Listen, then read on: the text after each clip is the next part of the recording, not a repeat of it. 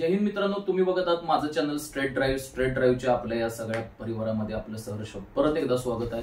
आणि आज मी घेऊन आलेलो आहे तुमच्यासाठी परत एक नवीन व्हिडिओ।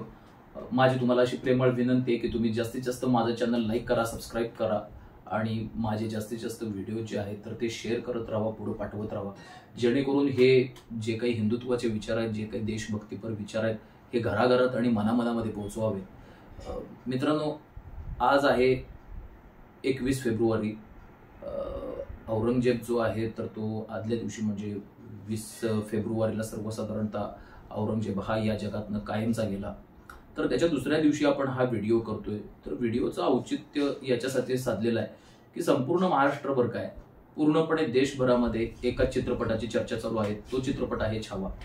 आता छावा या चित्रपटाविषयी तुम्हाला ती सगळी स्टोरी वगैरे सांगत बसण्यात माझा काही इंटरेस्ट नाहीये, कारण तुम्ही चित्रपट तो अगोदरच बघितलेला आहात आणि अगोदरच सहकुटुंब सहपरिवार त्या चित्रपटाचा तुम्ही एक थिएटरमध्ये आस्वाद घेऊन आलेला आहात असं या निमित्तानं आपल्याला म्हणता येईल। कारण तो चित्रपट प्रत्येक मराठी मनुष्यानं आतापर्यंत जाऊन बघितलेला आहे। काही जण जर आहेत तर ते 2-2दा 3-3दा चित्रपटगृहामध्ये जात आहेत आणि तो जो चित्रपट आहे तर तो बघतायत। त्याच्यामध्ये जे काही धर्माविषयीचं जे प्रेम दाखवले तर त्याचा देखील एक परीनं लोक अभ्यास करतायत आणि संभाजीराजांचं जीवन कसं होतं या चित्रपटामध्ये आपल्याला बघायला मिळतंय। चित्रपटाविषयी घेतले जाणारे आक्षेप म्हणजे मित्रांनो नेहमीचेच आक्षेप आहेत। ही जी लाल तोंडाची माकडं आहेत तर त्यांना काही राहत नाहीये। त्याच्यामध्ये औरंगजेबाचं जे काही रूप सादर केलं गेलंय तर त्याच्यामध्ये एकदम क्रूर आणि एकदम जिहादी आणि हिंदू द्वेष्टा अशा पद्धतीचं त्याला जे दाखवलं गेलेलं आहे तर त्याच्यावरती बऱ्याच जणांचा आक्षेप आहे। बऱ्याच जणांचा आक्षेप आहे म्हटल्यानंतर तो काही आपल्याला टाळता येत नाहीये। औरंगजेबाला ज्या स्वरूपामध्ये इतिहासकारांनी सादर केलेला आहे त्याच स्वरूपामध्ये तुम्हाला सादर करायलाच लागतो। इतिहास जो असतो तर तो तुम्हाला खुश करण्यासाठी नसतो मित्रांनो। इतिहास जो आहे तर तो सर्वसाधारणतः घडलेला असतो आणि तो घडलेला इतिहास लोकांच्या समोर जसाच्या तसा जो आहे तर तो मांडणं हे प्रत्येक इतिहासकाराचं आद्य कर्तव्य असतं आणि आतापर्यंतच्या इतिहासकारांनी हे आद्य कर्तव्य पूर्णपणे पार पाडलेलं आहे। आणि औरंगजेबाचं जे काही रूप त्यांनी सादर केलेलं आहे की तो एक विकृत मानसिकतेचा होता, जिहादी मानसिकतेचा होता आणि स्वतःच्या वडिलांची देखील त्यानं कैदेमध्ये टाकून एक प्रकारे हत्या केली होती। स्वतःच्या भावाची म्हणजे दारा शिकोहची देखील त्यानं अत्यंत निगरूनपणे हत्या केली होती। औरंगजेबाविषयी असं बोललं जातं मित्रांनो की औरंगजेब इतका क्रूर होता की स्वतःचा जो बंधू होता दारा शिकोह हा सगळ्या संस्कृतींना मांडणारा जो आहे तर त्या अशा पद्धतीनं सुलतान त्याचं वर्णन करता येईल आपल्याला। तर तो पूर्णपणे हिंदुत्वाच्या विचारांच्याकडे आणि सनातन धर्माकडे देखील आकृष्ट झालेला होता। तर त्यानं उपनिषदांचं पारायण वगैरे पण केलं होतं हे देखील उल्लेख आहेत तर ते बखरींमध्ये आढळतात आणि त्याच्या या कारणांमुळेच औरंगजेबाला तो नकोसा झाला होता। आणि दारा शिकोह हा सिंहासनावरती बसण्यासाठी सर्वोत्कृष्ट व्यक्ती आहे असं शहाजहानला देखील वाटत होतं, परंतु शहाजहानला कैदेत टाकलं होतं आपल्या या औरंगजेब महाशयांनी, ज्या महाशयांचा उदो काही राजकीय पार्टी देखील स्वतःच्या स्वार्थासाठी करताना दिसतात। काही राजकीय पक्ष आहेत तर ते छत्रपती संभाजीनगर जे औरंगाबादचं झालेलं आहे तर त्याला देखील विरोध करतात। हा विषय अत्यंत वेगळा आहे। परंतु दारा शिकोहला ज्यावेळेला मारलं त्यावेळेला कैदेमध्ये असलेल्या बापाला ह्या औरंगजेबानं दारा शिकोहचं जे मुंडकं आहे तर ते एका तबकामध्ये ठेवलं आणि ते झाकलं आणि त्याचं पाठवून दिलं आणि ते तबक पाहण्यापूर्वी औरंगजेबानं आपल्याला काहीतरी भेटवस्तू दिली असेल, आजच्या भाषेमध्ये तुम्ही त्याला गिफ्ट म्हणतात, तर ते गिफ्ट काहीतरी दिलं असेल म्हणून त्यानं अगदी आशेनं खोललं कैदेमध्ये असताना। आणि दारा शिकोहचं ज्या वेळेला त्यानं मुंडकं बघितलं तर त्यावेळेला त्याला चक्कर आली, त्यावेळेला तिथे त्याला भोवळ आली। असा हा होता औरंगजेब। त्याला आलमगीर म्हणायची त्या फडतूस माणसाची लायकी पण नाही। मी कधी आलमगीर विलमगीर असल्या गोष्टी काही म्हणत नाहीये। मला राग एवढ्या गोष्टीचा येतोय की अशा माणसाचं उदात्तीकरण करण्यासाठी औरंगजेबाच्या नावानं एक शहर काय वसवलं जातं, औरंगजेबाच्या नावानं दिल्लीमध्ये एक रोड काय बनवला जातो, त्या रोडचं नामकरण APJ अब्दुल कलाम रोड करायचं म्हटलं तर काही लोकांचा संताप कसा उफाळून देतो। आणि हे लोक आमच्यासारख्या लोकांना आणि भारतीय जनता पार्टी शिवसेना सारख्या जे हिंदुत्ववादी पक्ष आहेत तर त्यांना मनुवादी जे काही म्हणतात तर त्या वृत्तीवरती माझा आक्षेप आहे। तर त्यामुळे औरंगजेबाचं जे काही व्हिज्युअलायझेशन केलेलं आहे, ज्याचं सादरीकरण केलेलं आहे तर ते अत्यंत योग्य पद्धतीनंच केलेलं आहे असं म्हणता येईल। दुसरा एक या चित्रपटाच्या बाबतीत असा आक्षेप घेण्यात येतो की संगीत अजय अतुलजींचं पाहिजे होतं, संगीत AR रहमानचं नको। आणि ए आर रेहमान हा किती जरी केला तरी तो परका आहे, अजय अतुल हे आपले आहेत, विकी कौशलला घ्यायलाच नको पाहिजे होतं. मग काय कोल्हेकोई करायला मराठीतला कलाकार घ्यायला पाहिजे होता का? मराठीतला कलाकार जर तुम्ही घेतला असता तर हा चित्रपट जो आहे तर तो महाराष्ट्रापुरताच मर्यादित राहिला असता. त्यांना ओळखते कोण महाराष्ट्राच्या बाहेर?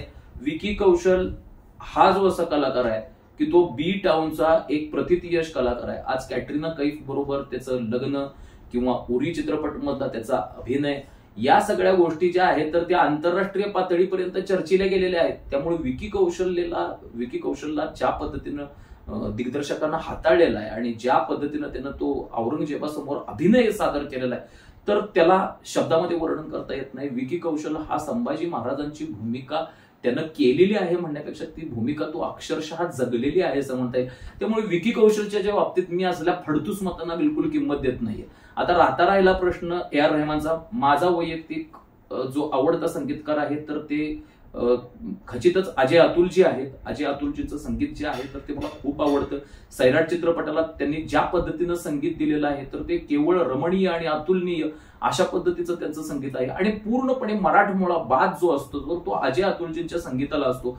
ए आर रेहमान नेमका तिथंच कमी पडतो. ए आर रेहमानच्या जे संगीत आहे तर त्या संगीताला थोडासा इस्लामी पद्धतीचा आणि थोडासा अरेबिक पद्धतीचा बाज असतो आणि तो बाज या निमित्तानं टाळता आला असता तर बरं झालं असतं. परंतु परत ए आर रेहमान हे देखील आंतरराष्ट्रीय पातळीवरती फार मोठं नाव आहे. त्यामुळे अजय अतुलजींना जर घेतलं असतं तर ते परत तेच झालं असतं जे मराठी कलाकाराच्या बाबतीमध्ये होतोय.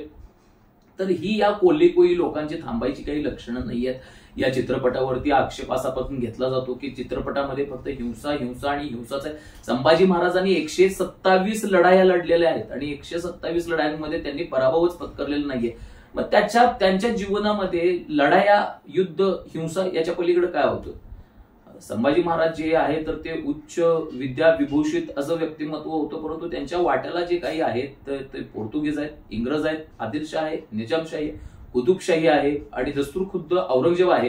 तर त्याच्यामुळे त्यांच्या वाट्याला जो काही आलेला आहे तर तो युद्धमय संघर्षाचा प्रवास झालेला आहे. राजे संभाजी हे जे नाव आहे तर हे नुसतं नाव नाहीये तर महाराष्ट्रीयन लोकांची जी इमोशन आहे तर ती इमोशन आज हिंदुस्थानातल्या प्रत्येक घराघरात पोहोचवण्याचं काम विकी कौशलनं या छावा चित्रपटाच्या निमित्तानं केलेलं आहे. आणि मी छावा चित्रपटाचे जे कोणी दिग्दर्शक आहेत लक्ष्मण उत्तेकर तर त्यांना मी एक आभार प्रदर्शित करतो तमाम हिंदुत्ववाद्यांच्या वतीनं की त्यांनी आमच्या राजांचा जो इतिहास आहे तर तो घराघरामध्ये पोहोचवला, मनामनामध्ये पोहोचवला.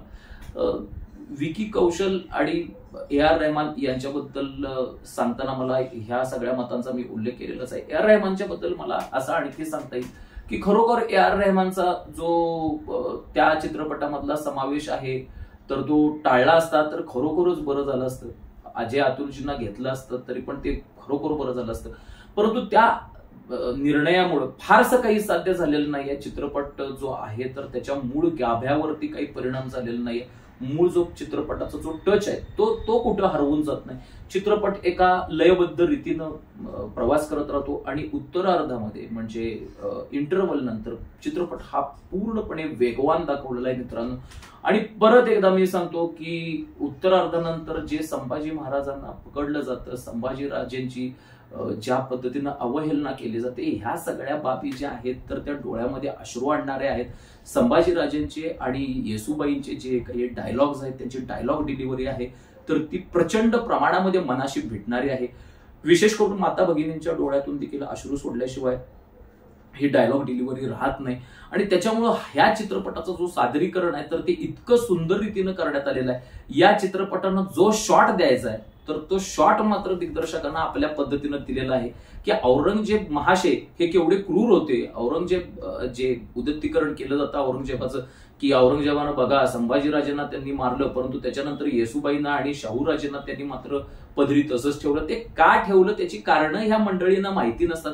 त्यामुळे भाबडेपणानं आणि अजाणतेपणानं ही मंडळी प्रश्न करत असतात. या मंडळींच्या प्रश्नाला उत्तर देण्याच्या भानगडीत कुणीही पडू नये. ते मंडळी प्रश्न उचलत राहतील, आपले चित्रपट लोकप्रिय होत राहतील. या निमित्तानं आता बी टाउनला देखील जाग आलेली आहे. उरी म्हणा, संभाजीराजे म्हणा, हे जे चित्रपट आहेत तर ते एक मैलाचा दगड आहेत बी टाउनच्या प्रवासातले. बी टाउन आता न्यूडिटी करून एक संस्कृतीकडे आता वळत आहे. हेही या निमित्तानं मी सांगेन, हेही नसे थोडके. तर छावा या चित्रपटाच्या निमित्तानं हे जे काही हिंदुत्ववादी संस्कार आहेत हे मनामनामध्ये घराघरामध्ये पोहोचले. छत्रपती संभाजीराजांचा इतिहास जो आहे तर तो मनामध्ये.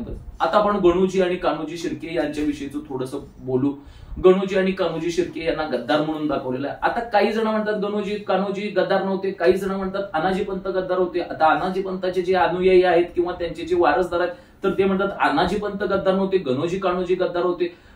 आता हे रायप्पा महार वगैरे हे जे काही पात्र आहे तर इतिहासामध्ये आज 350 वर्षापूर्वीचा इतिहास आहे. त्यावेळेला आत्ताच्या सारखं काही दृकश्राव्य माध्यम नव्हते, त्यावेळेला भ्रमणध्वनी नव्हते, त्यावेळेला हे इंटरनेट वगैरे हे सगळे युट्यूब वगैरे हे सगळे प्रश्न जे आहेत तर ते गैरलागू होते. तत्कालीन स्थितीतला किंवा अफजल खान वधाचा आज कुणी व्हिडिओ दाखवा म्हटलं तर त्याला आपण मूर्खातच काढू ना. ती तसली साधनं त्या काळामध्ये शिल्लक नव्हती. त्यामुळे तत्कालीन बखरीमध्ये जे काही उल्लेख आहेत तर त्या उल्लेखाच्या आधारानंच आपल्याला समोरचा जो इतिहास आहे तर तो समजावून घ्यायला लागतो. गणोजी आणि कान्होजी यांची नावे गणोजी आणि कान्होजी अशीच आढळतात. त्यांचं आडनाव शिर्के असं कुठल्याही बखरीमध्ये आढळत नाही. सर जदुनाथ सरकार जे आहेत तर त्यांनी देखील गणोजी आणि कान्होजी शिर्के यांचा जो उल्लेख केलेला आहे तर तो अंदाजानच केलेला आहे. कारण वतनांवरून संभाजी महाराजांच्या बरोबर मतभेद कोणाचे झाले होते तर गणोजी आणि कान्होजी शिर्के यांचेच झाले होते. त्यामुळे गणोजी आणि कान्होजी हे नुसते असले काय आणि त्यांच्याभोवती शिर्के नाव असलं काय आणि नसलं काय काही फरक पडत नाही. त्यामुळे त्यांनी एक अंदाज लावलेला की हीच ती दोघं आहेत म्हणून. परंतु मला काय म्हणायचं आहे की गणोजी आणि कान्होजी शिर्के होते की नव्हते गद्दार हा मुळात प्रश्नच नाहीये.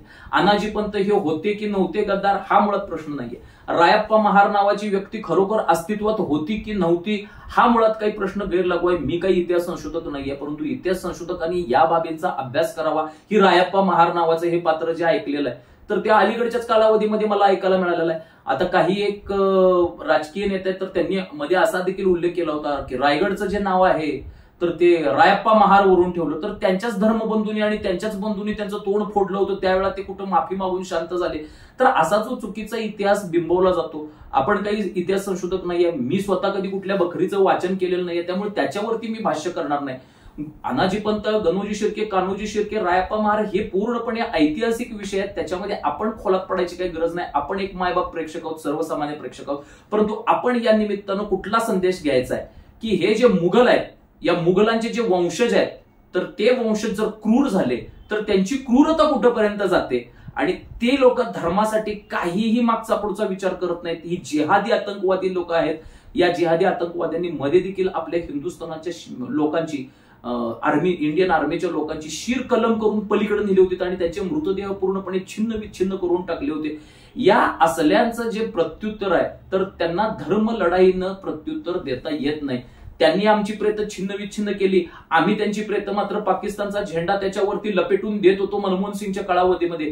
परंतु त्याच्यानंतर हिंदुस्थानच्या आर्मीनं देखील त्यांना जशास तसे प्रत्युत्तर दिल्यानंतर हे प्रकार थांबलेले आहेत. मध्येच असा गाढवपणा जो केला होता तर तो बांगलादेशच्या सैनिकांनी पण केला होता.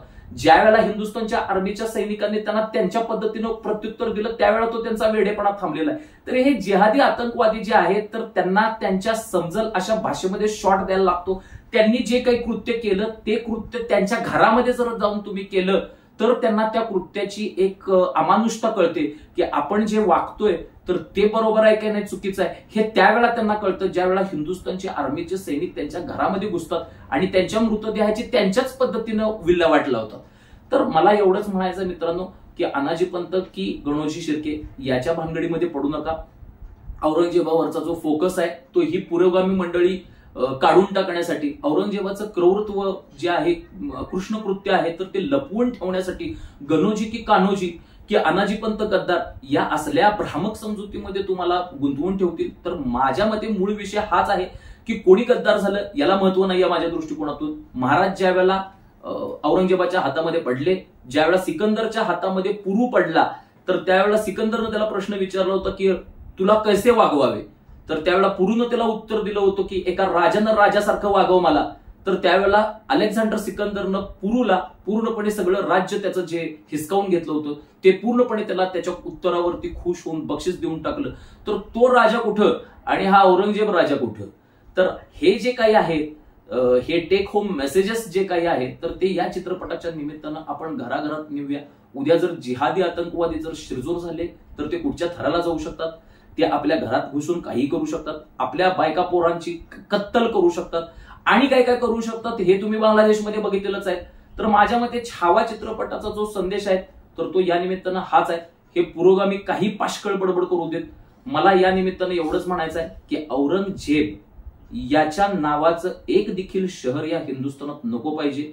ते रोड आणि तो चौक ही तर फार दूरची गोष्ट आहे. त्याचं शहर, त्याचे रोड्स वगैरे याची सगळी नावं बदलून टाका. औरंगजेब ही आपली संस्कृती नाही. छत्रपती शंभूराजे आणि छत्रपती शिवराय ही आपली संस्कृती आहे. जय हिंद, जय महाराष्ट्र, वंदे मातरम.